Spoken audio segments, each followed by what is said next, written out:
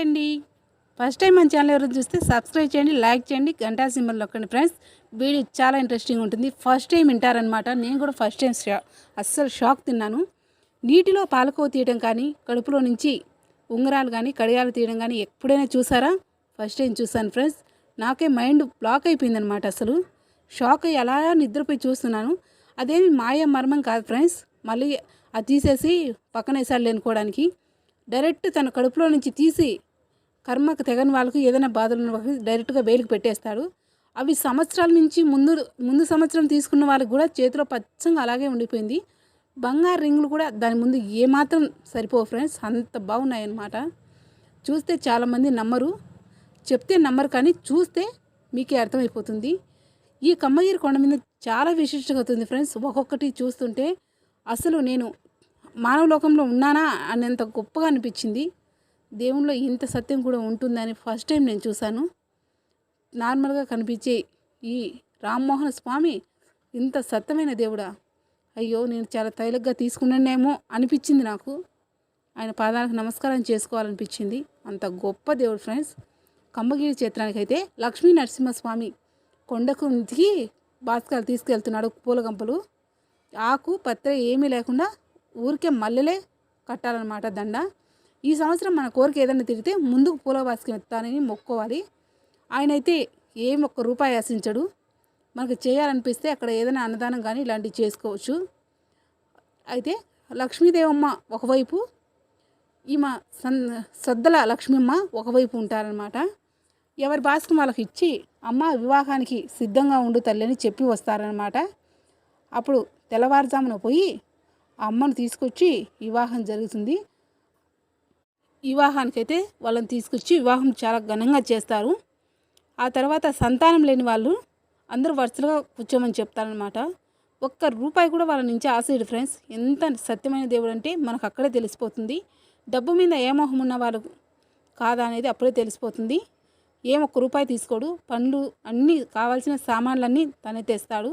అంతేకాదు తన పొట్టలో నుంచి పాలకో తీస్తాడు ఫ్రెండ్స్. వేడిగా పొగలు లేసిపోతూ ఉంటాయన్నమాట. ఆయన ఎర్ర పంచ ఎర్ర సాలవతోనే ఉంటాడు. అంత అంత అంత విలువున్న దేవుడు మాదిరి అస్సలు కనిపించడు మనం చూస్తానే. తీసి ఒడి కట్టగానే ఇంట్లో మన అమ్మ వాళ్ళు ఎలా ఒడిపోస్తారో అచ్చం అలాగే ఒడిపోసి కొంచెం పాలకు కూడా మనకు నోట్లో వేసేస్తారు అనమాట అక్కడే. అప్పుడు తిని పక్కొచ్చి కొన్ని నిష్ట నియమాలు చెప్తాడు. అంతే ఫ్రెండ్స్. మన నుంచి ఒక్క రూపాయి ఆశించడు. అలాగే జాబ్ అందులేని వాళ్ళైతే ఆయన చెప్పిన కొన్ని నియమాలు పాటిస్తే వచ్చే సంవత్సరానికి ఖచ్చితంగా జాబ్తో అక్కడికి వెళ్తారంట కాదు ఫ్రెండ్స్. నేను చాలామందిని చూశాను, చాలామందిని అడిగాను. కానీ అక్కడ ఉన్న నెట్వర్క్ కొండలో కాబట్టి మనకు వీడియోస్ తీసుకోవడానికి అక్కడ ఛార్జింగ్ లేకపోవడంతో కొన్ని ఇంకా నేను షూట్ చేయలేకపోయాను. కానీ ఈ కొద్దిపాటి కూడా ఎందుకు కష్టపడి అయినా కూడా తీసానంటే జనాలకి చాలామందికి తెలియదు ఫ్రెండ్స్. ఇలాంటి దేవుడు ఉన్నాడని చాలామందికి తెలియదు. దయచేసి ఎవరికైనా ఇబ్బంది అనిపిస్తే తప్పకుండా ఈ దేవుని రామ్మోహన్ స్వామిని సంప్రదించండి. మీ కష్టాన్ని ఎటువంటి అయినా సరే ఖచ్చితంగా పరిష్కారం దొరుకుతుందని నేను నమ్ముతున్నాను. మన ముందు వీడియోలో ఈ రామ్మోహన్ స్వామి పూజల గురించి, ఆయన ఉండే ఎక్కడ ఉంటారో అన్ని వీడియోస్ నేను ఇచ్చాను ఫ్రెండ్స్. నేను అక్కడికి వెళ్ళాకే నాకు అనుకున్న పనులు కొన్ని పూర్తయ్యాయి. అందుకే నమ్మకం మీద వెళ్ళాను. కానీ కొండ మీద అంత సత్యం ఉందని ఫస్ట్ టైం నేను చూశాను. ఆయన మనం మునిగేటప్పుడు పాములు మన చుట్టూ తిరిగి వెళ్ళిపోతుంటాయి. నేనైతే ఒక్కసారిగా ఉగ్గిత్తలుగా భయపడి బయటికి పరిగెత్తుకుంటూ వచ్చేసాను. కానీ అక్కడ ఏమీ కాదని భక్తులు చెప్తున్నారు. ఫస్ట్ కాబట్టి మనకు తెలియలేదు. అక్కడ ముందు నుంచి వెళ్ళిన వారైతే అమ్మ ఏం కాదు అని చెప్తున్నారు. స్వామివారు నీటిలో తపస్సు చేస్తూ ఆయన ఎల్లకల నీటిలో పరుపు మీద పనుకునేంత స్పష్టంగా పనుకుంటారు. అప్పుడు నాగబాములు పడిగెత్తుకొని 2 తలల నాగబాములు అయితే ఆయన చుట్టూ తిరుగుతూ ఉంటాయి. కానీ నాయన మాత్రం జపంలో ఉంటాడు. జపం అయిపోయిన పిమ్మట నీటిలో 2 చేతులు చెక్కల బెల్లం వేసుకొని కూర్చొని నీటిలో నుంచి పాలకో తీస్తాడనమాట. అది కూడా పొగలు కక్కుతూ తీసి అక్కడున్న భక్తులకు అందరికీ పంచిపెడతాడు. అలాగే ఉంగరాలు కానీ కడియాలు కానీ స్వామివారి కర్మతో బాధపడుతూ ఎప్పటికీ వగదగిన సమస్యల వరకు పిలిచి, అది ఎంత దూరంలో ఉన్నా సరే పిలిచి మరీ మనకిస్తారు. అవి ధరిస్తే మన కర్మ అంతటితోనే తొలగిపోయినట్టు అని భక్తులందరూ చెప్తూ ఉంటే నాకు కూడా చాలా గొప్పగా అనిపించింది ఫ్రెండ్స్. చూడవలసిందే కమ్మగిరి క్షేత్రం. మన ముందు వీడియోలో చాలా రామ్మోహన్ స్వామి గురించి చెప్పాను. తప్పకుండా చూడండి. ఈ సమస్య ఏదైనా సరే అక్కడ వెళ్తే పరిష్కారం తప్పకుండా జరుగుతుంది. శిష్యులంతా ఆయనకు స్వామి ఒళ్ళులోకి వస్తే ఆయన చంటి బిడ్డలాగా ఎలా ఊపుతున్నారో తెలుసా ఫ్రెండ్స్? చూడండి ఎంత బాగా ఊపుతున్నారో.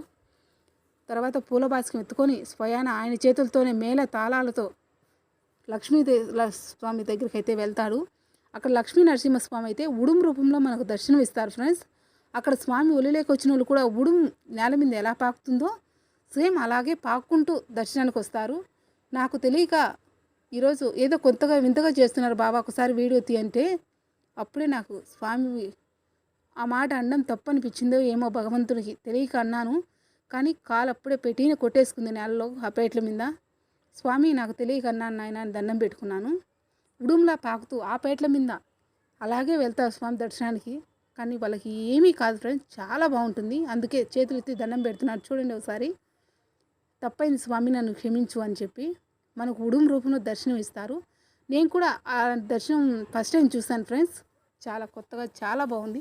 పూల వాసుకలు అయితే చేరుకున్నాయి. కళ్యాణం అయితే చాలా వైభవంగా జరిగింది. రేపు వాసంతాలంట. వివాహం జరిగాక మన హిందూ సాంప్రదాయంలో వివాహం ఎలా జరుగుతుందో పెళ్ళిళ్ళకు ఎలా జరుగుతాయో సేమ్ అలాగే పాటిస్తారు అక్కడ కంబగిరిలో. అమ్మవారికి వాయనం పంపడం కానీ ఇరుగురు కూర్చొని పెళ్ళి మాట్లాడుకోవడం నిస్తార్థం చేయటం చాలా కొత్తగా అనిపించింది. నాకు చాలా గొప్పగా అనిపించింది. లైఫ్లో నాకు చాలా షాక్గా అనిపించింది కూడా, ఇలా చేస్తారా అని కూడా. చూడండి చుట్టూ వేలాది మంది భక్తులు. ఇంత కొండ మీద కూడా తిండికి అన్నానికి మంచినీళ్ళకి